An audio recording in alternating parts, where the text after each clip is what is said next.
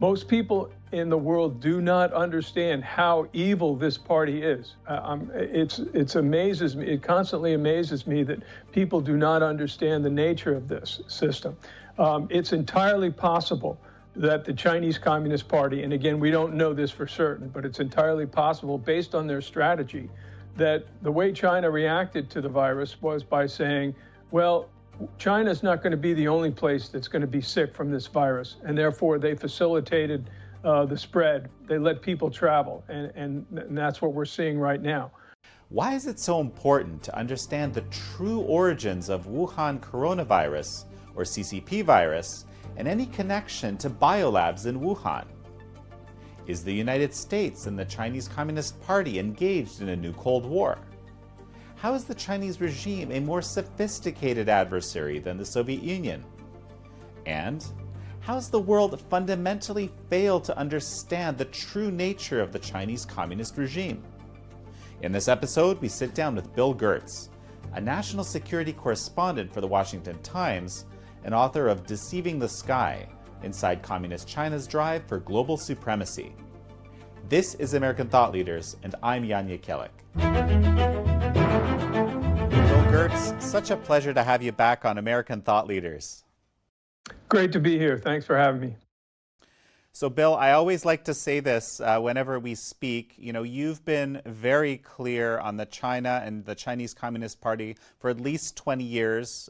20 years ago, you put out The China Threat, which still remains an important book. I think that I'd recommend to anyone. But the last week, or even a little bit longer, you've been writing a lot about the importance of understanding the origins of this coronavirus, or CCP virus, as we call it at the Epoch Times.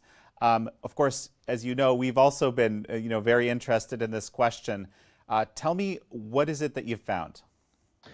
Well, I've interviewed a number of virus experts, including former Army medical doctors who've worked at Fort Detrick, which does the U.S. biological weapons research. And they've told me that it's extremely important to get the details, both scientific and regular, on the origin of the virus. The reason you need that is twofold. One, it's to find cures, therapies, and vaccines for the original virus. And second, it's to be able to understand and handle any kind of future pandemics.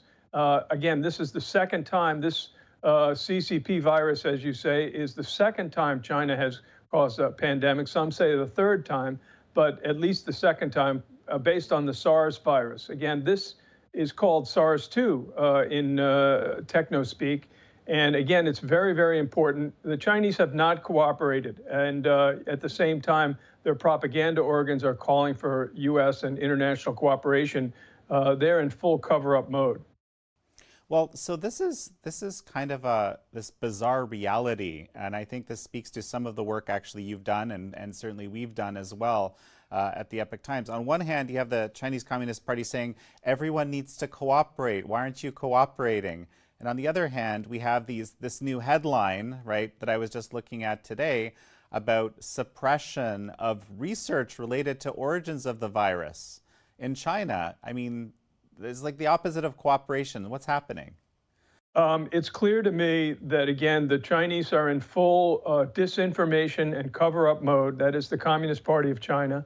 And as part of that, they recognize that there have been a number of scientific studies produced by Chinese scientists that have been published in international journals. And this is giving information which is raising more questions about the origin of this virus. Right now, the official explanation by the Chinese party is that this came from a wet market, wild animal food market in Wuhan, which we all know was extremely close to the Wuhan Centers for Disease Control, which was conducting extensive bat coronavirus research. That research has not been discussed. I'm amazed that, for example, at these daily White House coronavirus task force briefings, not a single reporter has asked the experts or the president whether or not there is information indicating that this virus leaked from a lab, and have the Chinese Communist Party and government been pressed on providing details about that. We've got to get to the bottom of this. We're not going to solve this pandemic until we get the details on how it started, how this outbreak started. Yeah, and actually, there's one thing I wanted to clarify, and I think there's this sort of misconception that has allowed a lot of people to yell conspiracy theory or something like that.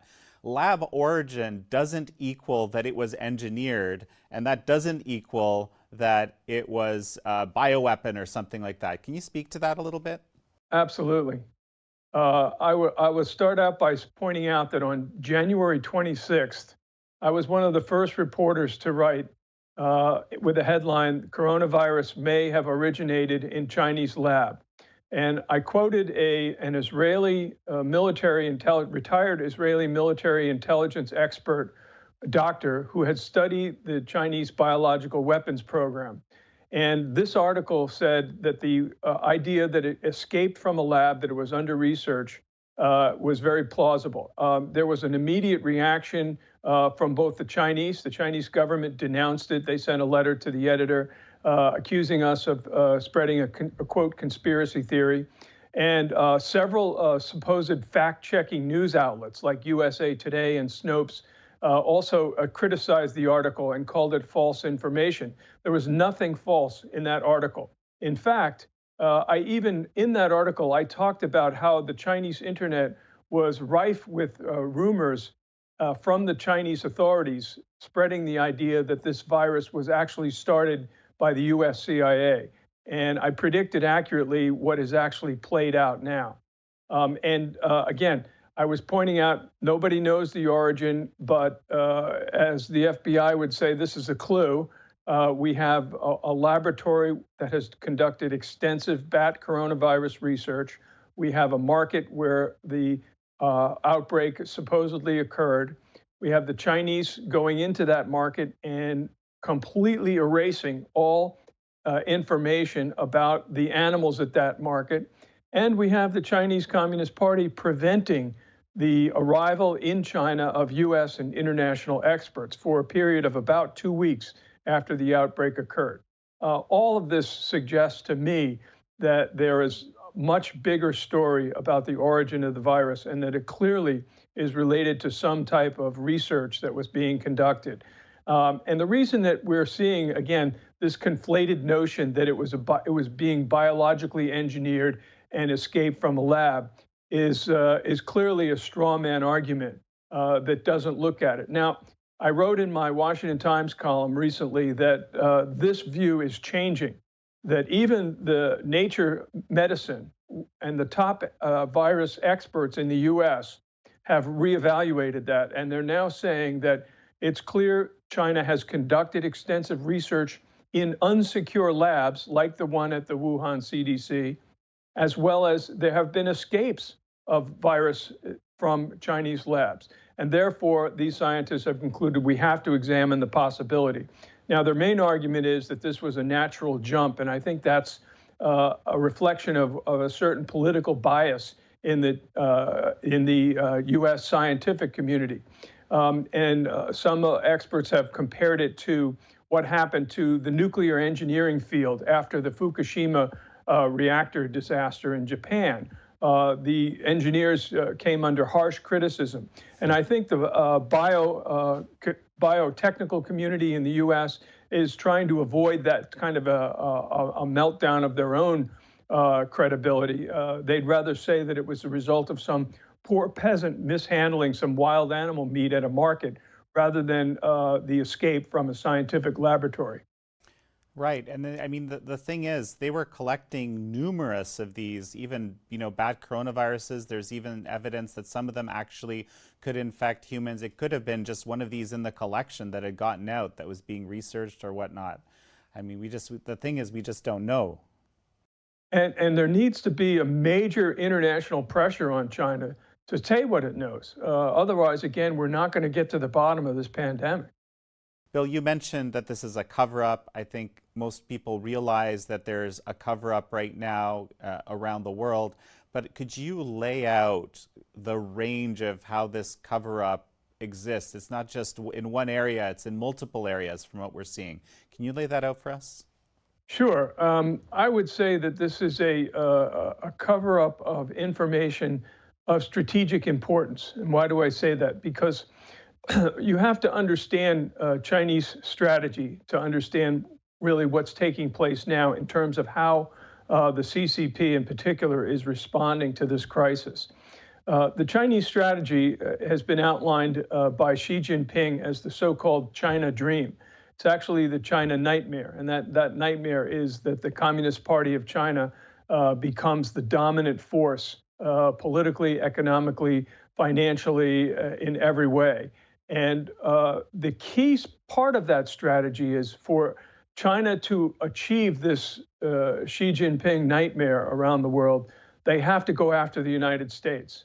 And clearly that's part of China's strategy. It's also something that has been outlined in the book by two colonels back in 1999 called Unrestricted Warfare. It's also part of Sun Tzu, who said the acme of skill is defeating your enemy without firing a shot. And so what we're seeing now is that China is really jumping on the opportunity, the strategic opportunity to further weaken the United States. And I think we're seeing that play out across a number of different areas, most notably in the propaganda and information warfare. I've argued for many years now that the Chinese party is engaged in information warfare. I've argued that we're in a new Cold War, that the CCP today is definitely a much more sophisticated version of the Soviet Union, which we saw vanquished in 1991. And they're doing everything possible to weaken the United States. Well, so let's talk about this, information war. On one hand, there's certain information that's being suppressed. For example, the research on the virus origins, and even whether more of that research can even happen over there, I guess. On the other hand, there's certain messaging which is being pushed really hard. Can you lay that out? Sure. The Chinese have done a number of studies, and I think one of the more significant ones was published in late January in The Lancet, and it was done by a group of 29 Chinese scientists who looked at the first 41 patients who contracted the disease caused by the Wuhan virus. And in this study, they revealed for the first time that the first patient to show symptoms showed up at the Wuhan Medical Center, that is the Wuhan hospital, on December 1st. Subsequent to that, there was a period of about 2 weeks where the cases began to mushroom. But the interesting thing is the very first person who showed up was an older man who had no connection to the Huanan seafood market, which the Chinese claim was the origin point of the outbreak. He was an older man. He lived several stops away. But first of all, this indicates that there was no single animal jump, that this outbreak didn't occur from an animal jumping to humans and then continuing, that this was human to human. Subsequent to that, the Chinese have gone into full cover-up mode and worse, disinformation mode. There have been a number of reports, unofficial, in Chinese press. For example, the PRC-controlled South China Morning Post reported unofficially that one of their reporters had seen a document stating that actually the first case of the Wuhan flu came up in November. And of course, this is part of a Chinese disinformation effort to obscure the Chinese origin of the virus. They have put out the first through their top virologist who said, well, the outbreak started here, the virus may have come from somewhere else. Then we saw the Chinese Foreign Ministry spokesman accuse the US Army, and that disinformation lie, that lie is based on a military sporting games that were held in Wuhan in October. So they're trying to prevent, as far as we know, and we don't have solid ground truth on the origins, but the most authoritative Chinese source, it was a government-funded study, was that late January Lancet report that said the first patient was December 1st. Well, and there were also Of course, the sequence was done by a Chinese lab, and it was published into the public domain, thank goodness. And then that whole operation was kind of wrapped up, and clearly they weren't supposed to publish that sequence. I found that really disturbing. Yes, I've looked closely at the early stages of the outbreak, and we saw a number of extremely troubling things, but very characteristic of a hardline communist regime. The first was, again, the suppression of the doctors who were trying to alert their coworkers. And of course, we saw how that ended, that one of the top doctors was stricken with the disease and became a major heroic figure in China, someone who stood up to the reviled Communist Party of China in trying to get the word out. So the Chinese have been very aggressive going after their scientists. And then, as you mentioned, a Shanghai lab that first produced the genome sequencing, he sent it to the National Health Commission and Chinese authorities on January 5th. No action was taken. So that scientist then went and published it by himself. And that was like 2 weeks later. And as a result of those efforts, his lab was shut down. So clearly, again, information control and cover up are the key features. And yet at the same time, we hear almost on a daily basis CCP propagandists coming out and saying, oh, we need international cooperation, don't politicize the virus. And of course, those are blatant lies, and worse, they're disinformation of a strategic nature, which is basically causing the death of mass deaths and economic dislocation around the world. Something particularly I think I'll have to say, despicable is this sort of targeting of, I was going to say African Americans, but it's not Americans, basically folks from the African subcontinent who don't look Chinese, as if they're the ones that are carrying the virus, which is like the most bizarre, preposterous thing I can almost imagine. Yeah, again, this is the party has been playing the race card heavily. And of course, the Communist Party of China is one of the most racist organizations in the entire world, discriminating against anyone who's not Han Chinese. And of course, we see what's going on in Xinjiang is, basically a crime against humanity. And again, organ harvesting against Falun Gong followers, sending nuclear and strategic weapons materials to Iran and North Korea. I think if there's any silver lining in this horrible pandemic crisis, it's that it's waking up to the world to the true nature of the Communist Party of China, something that, as you mentioned in the beginning, I've been trying to do for over 20 years. And I think that's really a positive step. Yeah, and you're making, I had someone on, Maura Moynihan, talking about the realities in Tibet and this whole sort of forced assimilation, Han assimilation in Tibet, which has been, if you want to destroy a culture, incredibly effective, so to speak. Yes, again, it's all part of the Communist Party's drive for global supremacy, as I outlined in my book, Deceiving the Sky. I mean, this is a existential threat to the fundamental values of freedom and democracy, free markets, free speech. It's under assault right now, and it's incumbent upon people everywhere to wake up to this danger and to push back against it. It's not simply enough to just look the other way, and I think a lot of the mainstream media in the United States and around the world have done that as well. There's this liberal left notion that somehow the Communist Party of China, its brand of Marxism-Leninism with Chinese characteristics is the wave of the future, a progressive force, and that is just not the case. It poses an existential threat to all our way of life. Something that's really remarkable, and this is you covered this recently, is that even very high level Chinese officials or billionaires, so forth, aren't immune. If they kind of criticize the party line, they themselves could be subject to censure, kind of like what we saw in the Strike Hard campaign some years back. I'm wondering if you could, there's one recent case that you outlined, and this guy is so highly connected. It's amazing that he's being investigated to me. Yeah, this is the story of Ren Zhiqiang. He's a billionaire real estate tycoon and a member of the Communist Party of China.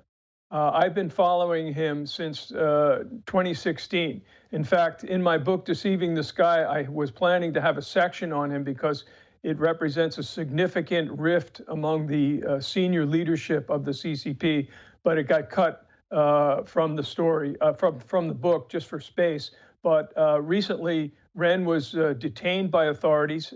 In March, he wrote a highly critical letter about Xi Jinping, the Chinese supreme leader, and this really marked the beginning of his demise.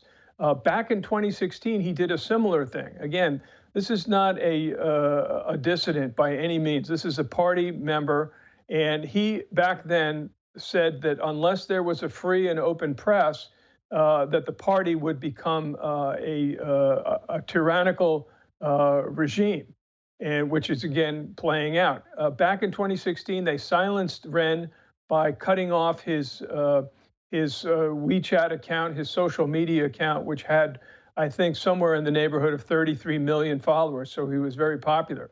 But the significant thing about the Ren case is that he is a representative, albeit indirectly, of a very powerful faction within the ruling Communist Party. He is very close to Wang Qishan, who is currently the vice president.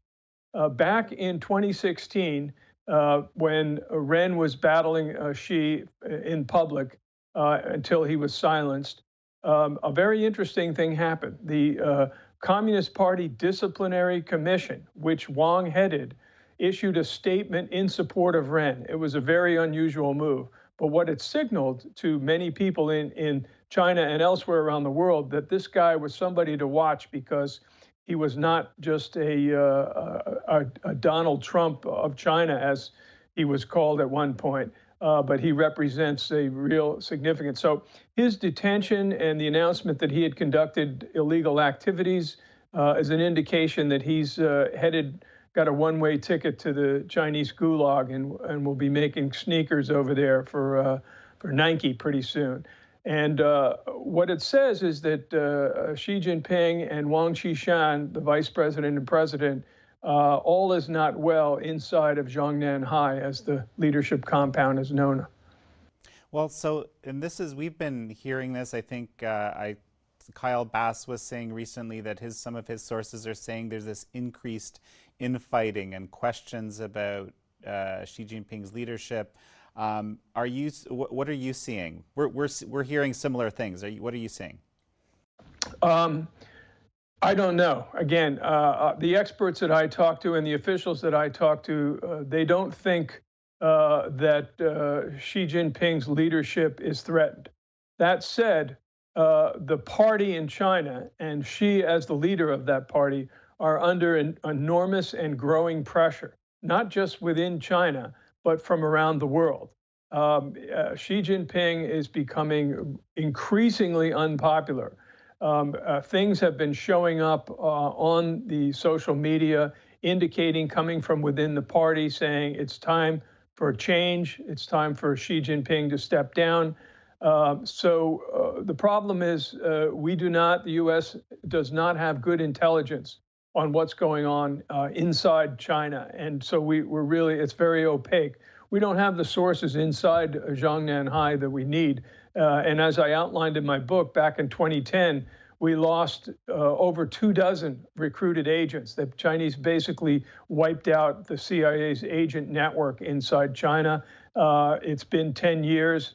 My guess is they have not been able to successfully rebuild those networks. So we're really at a loss to get that kind of inside information about what's going on. Let's talk a little bit about, just national security realities, and also, especially what the situation in the South China Sea right now. We're getting all sorts of interesting reports about how basically the Chinese Communist Party is acting very aggressively, these increased flights near Taiwan, the sinking of a Vietnamese fishing boat. I was reading this kind of laugh out loud Global Times tweet about why Vietnam is intruding into the South China Sea at this time, is trying to use COVID-19 to increase the tension of Vietnam-China relations. So there's the information warfare you've been talking about. But so what is China doing in the region there now? Again, this goes back to unrestricted warfare and the ability to seize opportunities. The Chinese military sees that United States is grappling with the health crisis caused by the CCP virus. And so they're taking advantage of it by stepping up some of their operations in the South China Sea. We've seen them conduct some big naval exercises near Taiwan. The U.S. has responded by sending warships into that area. Just recently, a guided missile destroyer went through the Taiwan Strait. And one of the interesting results of the recent coronavirus crisis is that the United States is moving closer to Taiwan. Again, this is something that the Chinese didn't anticipate and do not like. So we're probably going to see some perhaps increased tensions, especially in the East China Sea and in the South China Sea. It's been a flashpoint. It's likely to become a more tension-filled flashpoint in the coming weeks and months. It's very interesting. Now, this makes me think of, let's call it, in quotes, mask diplomacy, okay? Now, on one hand, we see the Chinese Communist Party has been saying, we're donating, it's got Huawei donating ventilators to New York State. It's got all these masks being sent out. It's selling a lot of material that it says it's being donated by all accounts now from what we're hearing. But the crazy thing about this is that a lot of this stuff, including testing kits for crying out loud, turns out to be defective. And I still haven't figured out, a few people have spoken to this, why they're doing this, because how is this going to work out positively for you? Of course, at the same time, Taiwan is doing something on a smaller scale to much great fanfare. So it's just a fascinating juxtaposition. And why would they be sending out this faulty gear? Well, 2 points on that. First, right now, the entire world is angry at China, and rightly so. They mishandled the early stages of the outbreak. They allowed 5 million people to leave Wuhan and go all over the world, causing this pandemic to explode in a major way that's basically crippled the entire world economy and forced half the world's population to be under lockdown. So they're trying to change the image of China by the donations. On the faulty equipment, again, my understanding of unrestricted warfare and the way the Communist Party is such a nefarious force. And again, most people in the world do not understand how evil this party is. It amazes me. It constantly amazes me that people do not understand the nature of this system. It's entirely possible that the Chinese Communist Party, and again, we don't know this for certain, but it's entirely possible based on their strategy that the way China reacted to the virus was by saying, well, China's not going to be the only place that's going to be sick from this virus, and therefore they facilitated the spread. They let people travel, and that's what we're seeing right now. As for faulty equipment, think about it. If you were to send test kits that were, say, 1,000 test kits and say, oh, maybe 900 of them were normal test kits, but 100 of them were designed to be faulty tests, you could actually contribute to spreading the virus to a further extent. And again, that's a worst case scenario, but I would not put it past the Chinese Communist Party to do something like that. Again, if you look at their strategy, in order for China to gain global supremacy, they need the United States and the developed world to decline. I've had similar thoughts to this, Bill. That this is exactly the kind of thing, this is what I would tell the viewers, right? Consider forced organ harvesting has been a reality in China for at least 15 years, if not longer. Murder for organs on a large scale sanctioned by the state. What wouldn't this organization do? It's a reality. It's a potential reality. And because of the nature of the system over there, it cannot be ruled out. And it's not a conspiracy. And anybody that calls it a conspiracy is basically being deceptive or ill-informed. Bill, another thing that we're seeing is basically Chinese diplomats, and this isn't just the Global Times and some of these other propaganda mouthpieces of the Communist Party, which typically agitate and take kind of confrontational stances, but now we're seeing Chinese diplomats, which typically don't take stances this provocative, basically going on the warpath, being aggressive in social media, challenging governments, sending letters. Seems like a new thing. Can you speak to this? Sure. We're seeing a shift to a much more hardline ideological stance by Chinese ambassadors. And I've seen some things that have just surprised me to the point where it's considered definitely a violation of diplomatic protocol for an ambassador in his country to criticize the host government. And we've seen that in the United States. They should start throwing these ambassadors out of the country if they do that. Again, it's just a violation of the rules. The Chinese diplomatic corps and the foreign ministry in general have kind of operated in the past like mafia lawyers. In other words, their job was to basically deal with a criminal client. Again, because they felt that these ambassadors weren't being aggressive enough, they're basically telling them to step up the propaganda and disinformation themes, and it's all part of the information warfare to try to maintain China's spin on the international narrative of the coronavirus crisis. Over the last, I guess you could say 5 years, we've seen, this kind of significant shift in how the U.S. perceives the Chinese Communist Party, the regime, how, obviously the national security strategy changed considerably, that, a little more recently. And it's almost like this whole coronavirus, CCP virus situation is just kind of a validation of this shift. Well, again, going back to the seize the opportunity strategy of unrestricted warfare, we know that the Chinese do not want Donald Trump to be reelected. I mean, the White House has said that, the president has said that, the vice president, the secretary of state. Again, the media doesn't, they're into the Russia hysteria mode, so they can't focus on that. But that's clearly what's happening now.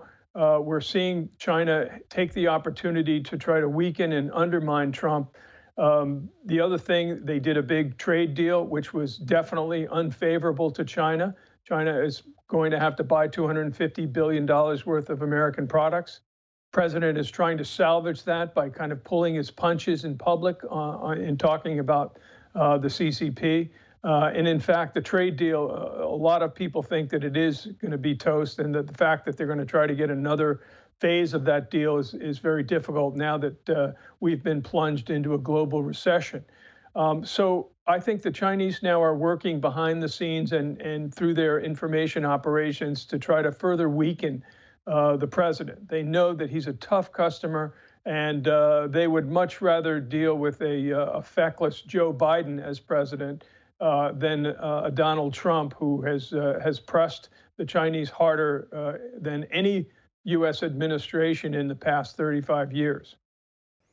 How are they working to undermine the president and the administration from what you've seen? Well, we know that in the past, what they've done is they've put ads into farm state newspapers. They've put those Global Times supplements. The other operations, again, are a little bit more subtle and behind the scenes.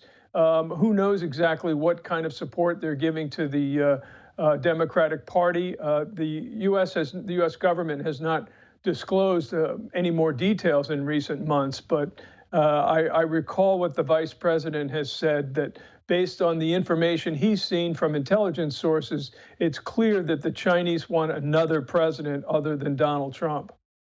Bill, that's interesting that you say that, because there's a number of people, a recent column by Josh Rogan talking about how, a bipartisan consensus is kind of emerging around the Chinese Communist Party and so forth. And, you look at, someone like Speaker Nancy Pelosi has been, to my eye, incredibly clear on the Chinese Communist Party over the last odd 20 years.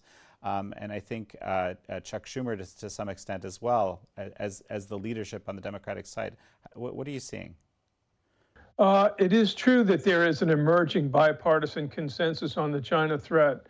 However, I think that the Democratic Party has never gotten over the 2016 election. They're still in virulent anti-Trump mode.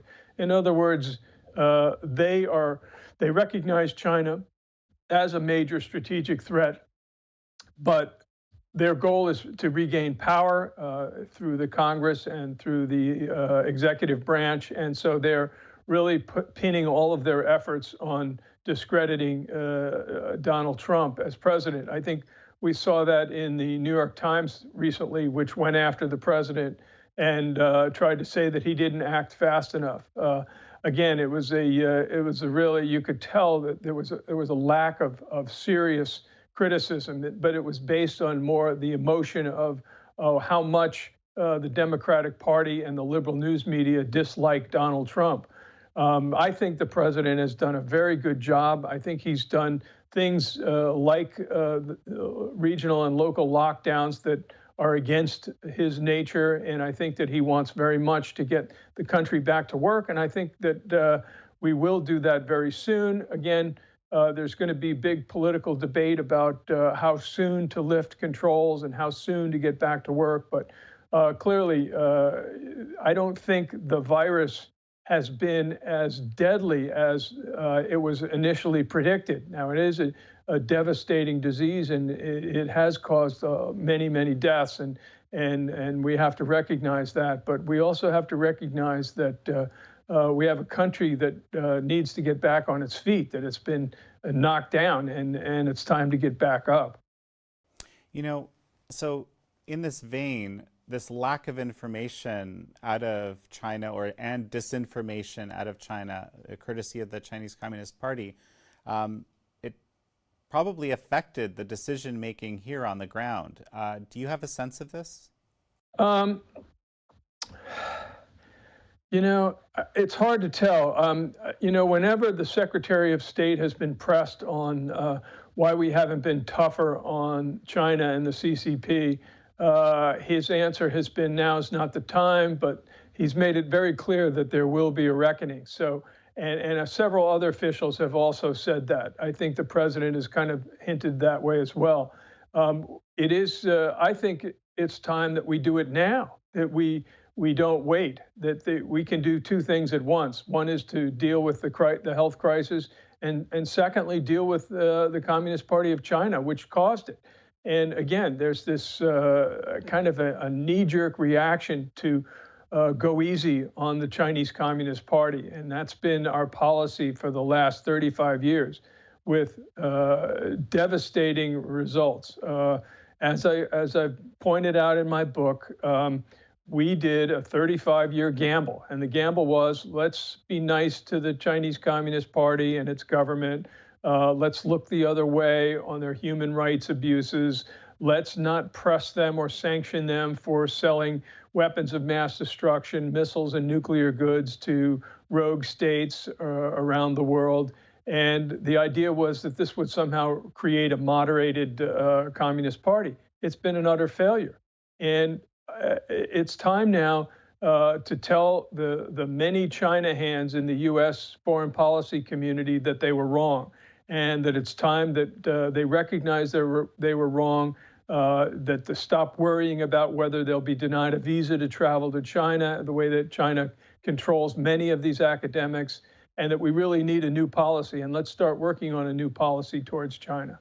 Bill, there's this letter sponsored by the Asia Society, which is encouraging cooperation, even if there are ideological differences, even if people believe that China did something wrong, cooperation is still required to move forward. I mean, at least that's my very, very kind of rough reading of this letter. And some very interesting names on there that I wouldn't have expected necessarily.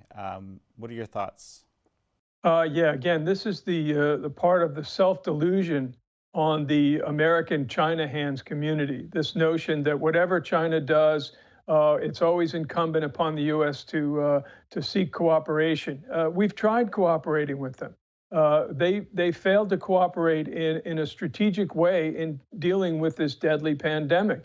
And they need to be held accountable for that. And it's not too early to hold them accountable. And yet we see the same voices of these people who were totally wrong on U.S. policy towards China for decades, trying to defend their position that they weren't wrong. And I think, again, like I said, we just need to say, look, you people were wrong.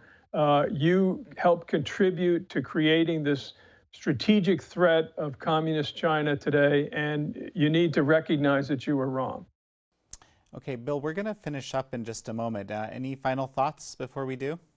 In terms of U.S. policy towards China, I think clearly a couple of things I would like to state, and this is going to be in a forthcoming monograph of mine. First of all, we need to do an in-depth American-led investigation into the origin of the Wuhan virus. We need to do that without UN interference, and it has to be done in a major, major way. We can't rely on the Chinese. We know that they've lied to us multiple times. Second, it's time to deal with the international organizations. We need to take aggressive action to basically oust China from international organizations. Peter Navarro, the White House advisor, said recently that of 15 major UN organizations, 5 have been basically co-opted or taken over by communist China.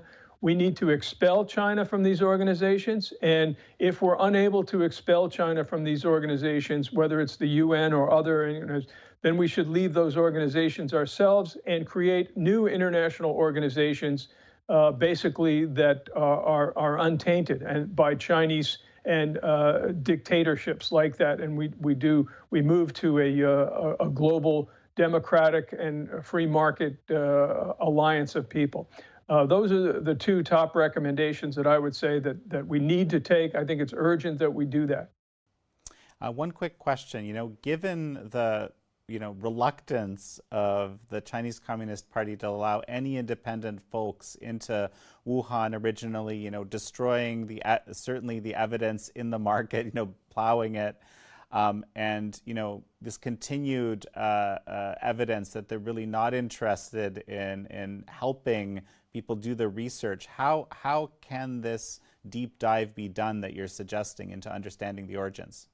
Well, I think the international community should put together a team of experts that can do that. And again, I think that all friendly trade relations with China should be put on hold until that investigation is done. That's how you do it.